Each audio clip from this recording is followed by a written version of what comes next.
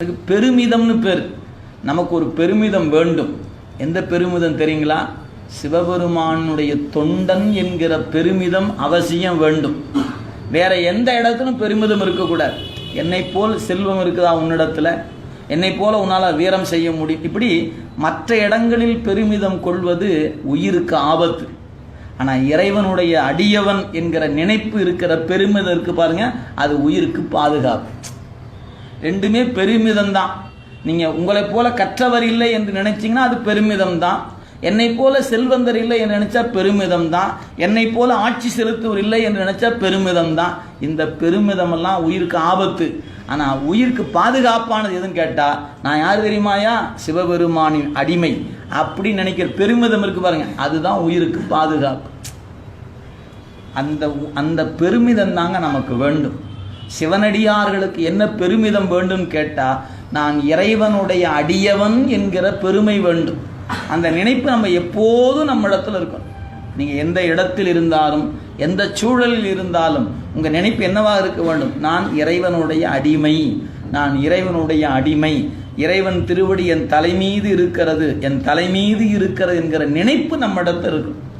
அதுதான் உயிருக்கான பாதுகாப்பு. அதனால் இங்கே இவனுக்கு இருக்கிற பெருமிதம் அந்த பெருமிதம் இல்லை. இவன் என்ன இருக்கான்?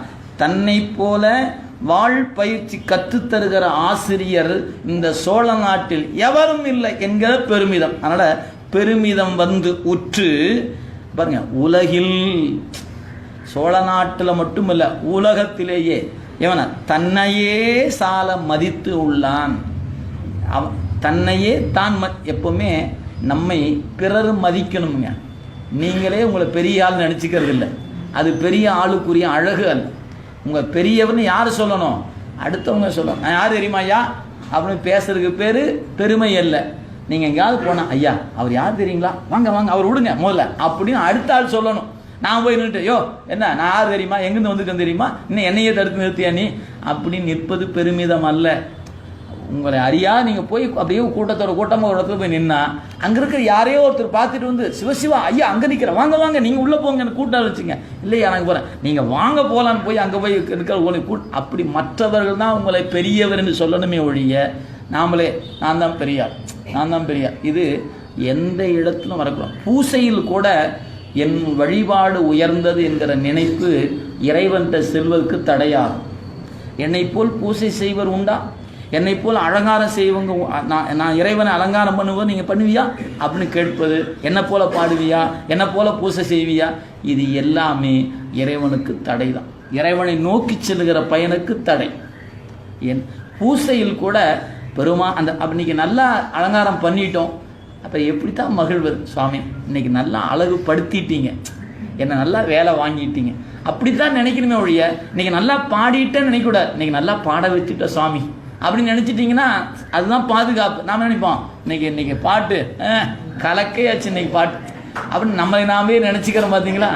அது சிவனடியாருக்குரிய அது பண்பு அல்ல. ஏன் தெரியுங்களா? பாட்டு வித்தால் ஆறு ஒருவர் பாடாதான். அவன் பாட வச்சான், பாடிட்டான். அப்போ பாராட்டு யாருக்குரிய? பாட வச்சவனுக்கு தானே. நாம் பாடுற நமக்கா பாராட்டு இல்லை. யாராவது உங்கள்கிட்ட வந்து சொன்னால் என்ன அழகாக பாடிட்டீங்க அப்படின்னு சொன்னால், சிவாய நம்ம இதெல்லாம் ஆசிரியர் கொடுத்தது, சிவபெருமான் கொடுத்தது தூக்கி அப்போவே போஸ்ட் பண்ணி விட்டுறணும். அதை விட்டுட்டு அவங்க சொன்னோடனே அப்படியே ஒரு சில்லுன்னு ஆச்சுன்னு வச்சுக்கிங்களேன், அப்புறம் நமக்கு ஆபத்து வந்துருச்சுன்னு அர்த்தம். எனவே பாராட்டுகள் ஆசிரியருக்குரியது, அதுக்கு மேலே இறைவனுக்குரியது. அவங்களுடைய கருணை தான் நம்ம இதை செய்திருக்கிறதே அன்றி நம்ம அறிவு இதை செய்யலை அப்படிங்கிறத நினைவில் கொள்ள வேண்டும். அந்த இருமாப்பு, நான் இறைவன் அடிமை என்கிற இருமாப்பு தான் சிவனடியாருக்கு என்றும் வேண்டப்பெறுவது. அதனால் நீங்கள் அப்பர் சாமி வரலாற்றை நீங்கள் படித்து பார்த்தீங்கன்னா தெரியுங்க. 81 வயது திருப்பூம்புகலூரில் உழவாரம் செய்து கொண்டு இருக்கிறார். இறைவன் இவரை தன் திருவடிக்கு கூட்டிகிட்டு போகலான்னு முடிவு பண்ணிட்டார். ஆனால் அப்போ கூட உடனே கூட்டிகிட்டு போகலை. சாமி என்ன தெரியுமா பண்ணாருங்க? வானத்திலிருந்து அரம்பையர்கள்னு சொல்லக்கூடிய ஊர்வசி, மேனகை இவங்கெல்லாம் வரக்கு முன்னாடி முதல்ல என்ன தெரியுமா பண்ணார்? இந்த உழவாரம் செய்யும்போது இந்த படைக்கருவி போய் அந்த புல் இருக்கிற இடத்துல இப்படி தொட்டு அப்படியே கலரி இப்படி தூக்கி போட்டார் பாருங்க, அத்தனையும் முத்தும் மணியும் வைரமாக வந்துச்சு. புல் என்கிற அந்த இதை எடுப்பதற்காக உழவார படைக்கருவி கொண்டு அந்த நிலத்தில் போய் அப்படி அப்படி கீறினார் பாருங்க. வந்ததெல்லாம் கல் வல்ல, மாணிக்க கல்லா இருக்குது, முத்தா இருக்குது அப்படின்னு அத்தனையும் என்னமா பண்ணாரு, குப்பையோட குப்பையை குளத்தில் தூக்கி போட்டார். இந்த பொன் பொருள் எதுவும் அவர் அறிவை மயக்கலைங்க, தூக்கி போட்டார். சுவாமி பார்க்குறார். இப்போ இது அவரை பரிசோதிப்பதில்லை, நமக்கு காட்டுவதுக்கு. தொண்டு எப்படியா இருக்கணும், பொன் பொருளை காட்டு மயங்கிடக்கூடாது, அதுக்காக தூக்கி போட்டார் பாருங்க. அடுத்து சாமி பண்ணார், மேலே இருந்து அரம்பையர்கள்லாம் கீழே இறங்கி வந்துட்டாங்க.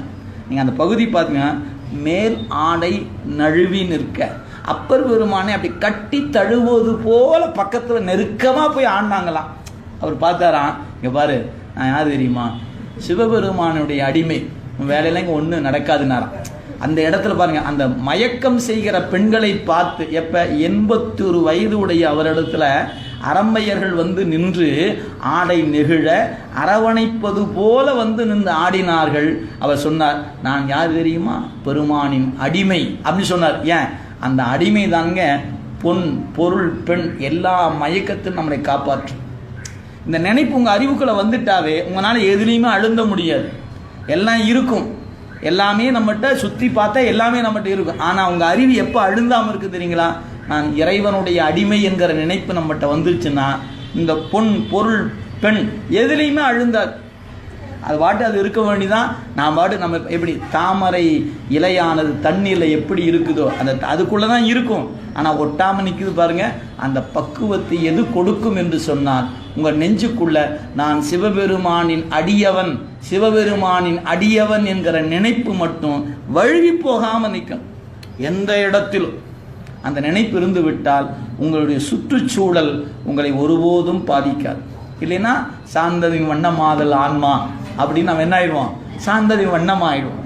எப்போ சார்ந்த நீங்கள் உடல் சார்ந்தில் வண்ணம் ஆகாமல் உள்ள சார்பில் வண்ணம் ஆகிட்டோம்னா புறச்சார்பு நம்ம ஒன்றுமே பண்ணாது.